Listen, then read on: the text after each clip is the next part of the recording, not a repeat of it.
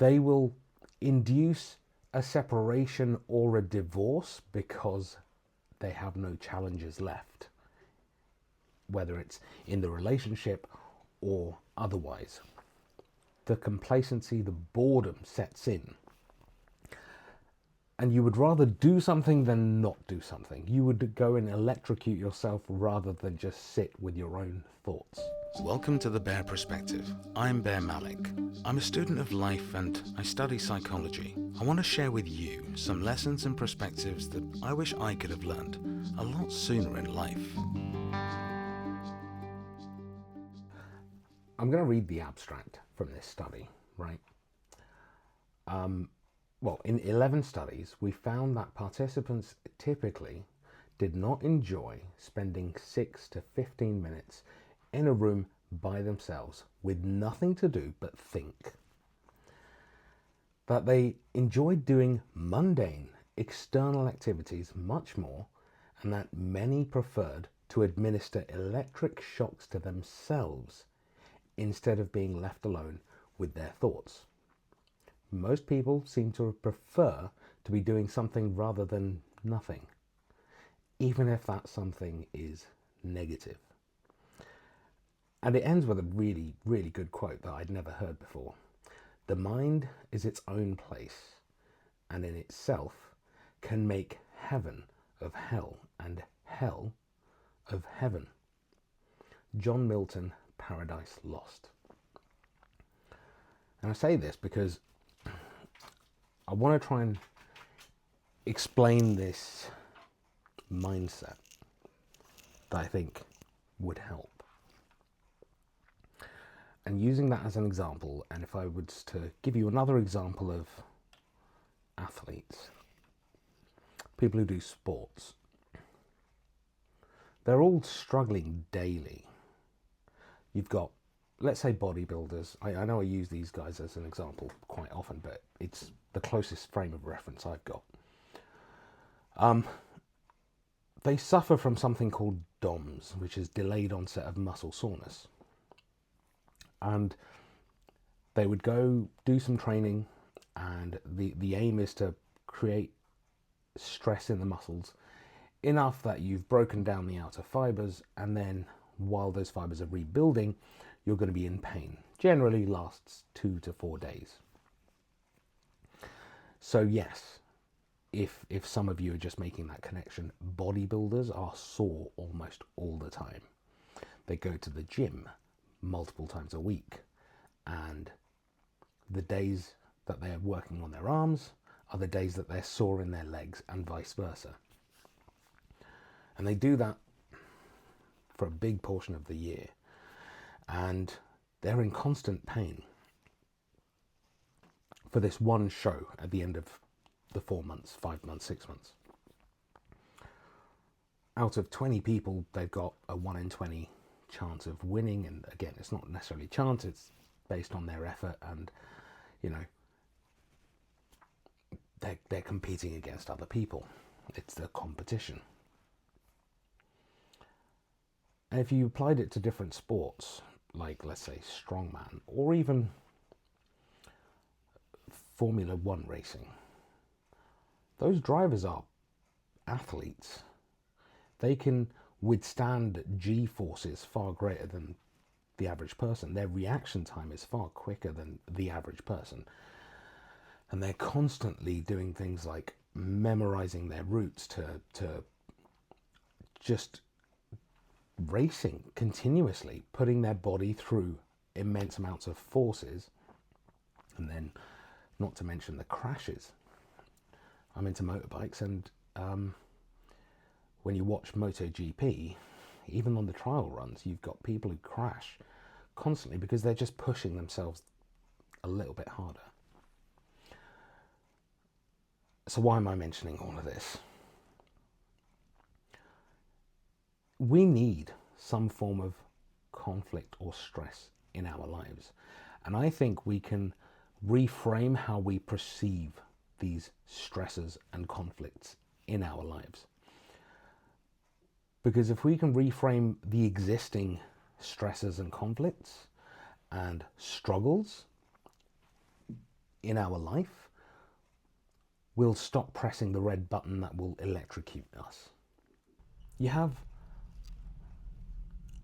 in my opinion, bored housewives who have everything. They have a beautiful home, a roof over their head, a warm place to sleep. They have beautiful children. They have a loving partner, husband, who works and provides everything they can. And they're so bored because they have no challenges left. They will go and create one. They will go and pick a fight with a manager at the grocery store. They will start relationships with strangers, cheat on their partners. They will induce a separation or a divorce because they have no challenges left, whether it's in the relationship or otherwise. The complacency, the boredom sets in. And you would rather do something than not do something. You would go and electrocute yourself rather than just sit with your own thoughts. Studies show. So what do? I think if you're struggling, whether it's mentally, financially, physically, or otherwise, you need to reframe it as the challenge that you are going to take on and conquer. Understand it from that perspective. Attack it from that perspective. Whereas if you take on this nihilistic view of, oh my God, my life is so bad, and maybe it is. If you take that view,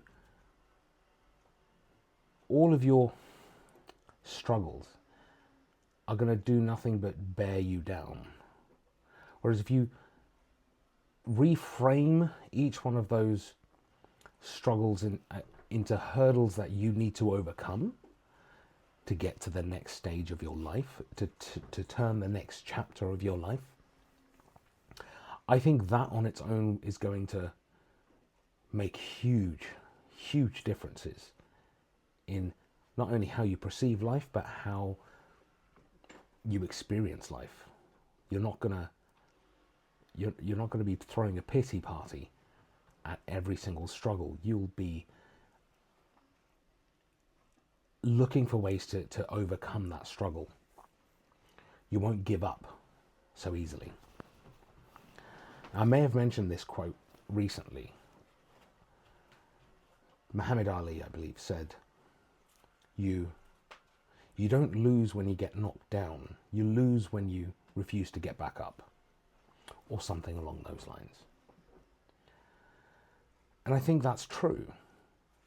If you perceive all of your challenges as life kicking you down, you've lost.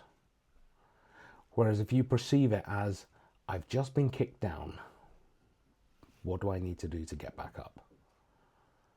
What do I need to do to punch the ground, force myself back up onto my feet? Then you haven't lost. So when you are alone, when life is great, when everything is working out just fine, you won't go looking for a red button to press to cause yourself harm or distress, or make yourself very uncomfortable out of sheer boredom. You'll be able to choose the battles you want to fight. You'll be able to choose the dragon you want to conquer. You're going to find the Everest that you want to climb, rather than picking fights that mean nothing, making someone else's life miserable, ruining your own relationship.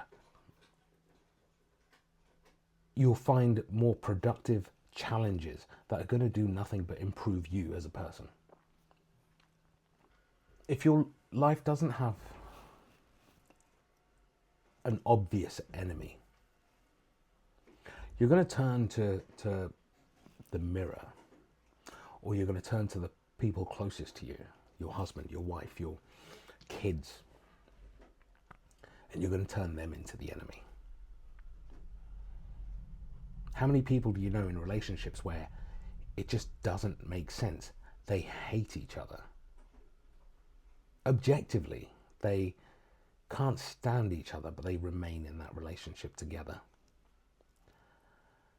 It's because they've got everything, and now that there's no challenges to overcome, there's no Everest to climb, they've turned one another the issue,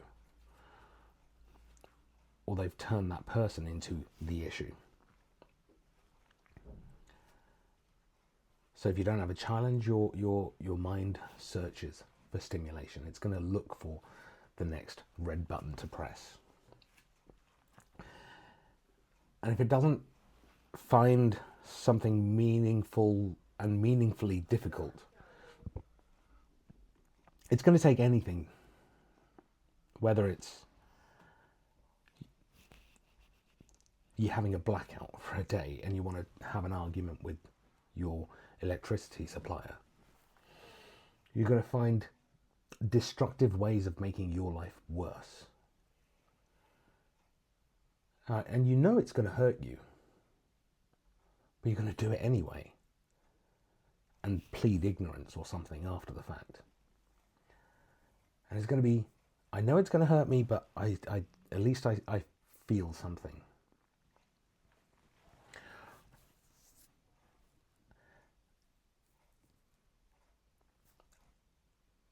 Before I got into psychology and counselling and anything in the mental health field,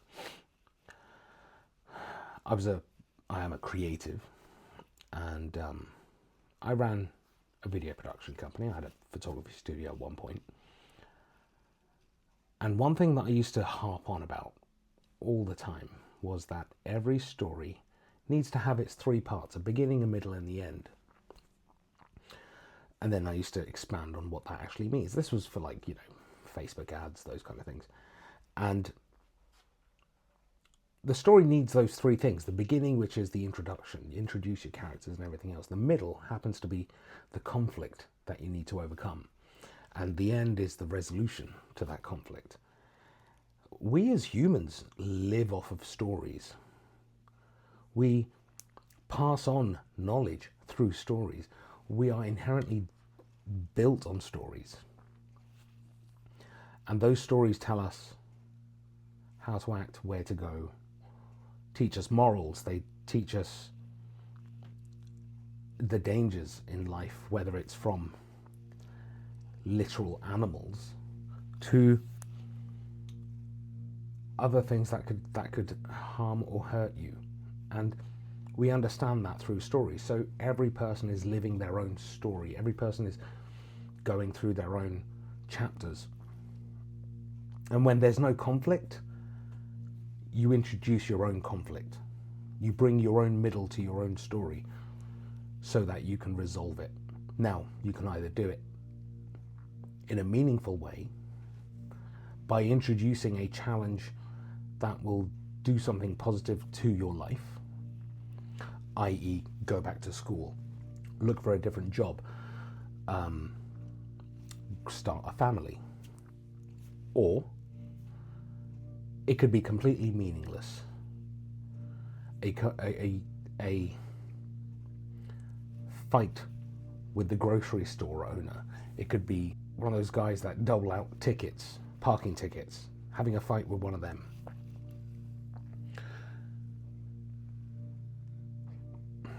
Allowing your partner to come home and fall into some kind of trap that you have set to then pick a fight that day and have an argument. And not saying everyone does this, but generally that's what's happening when everything is okay in life. You have nothing to do but find a challenge to overcome.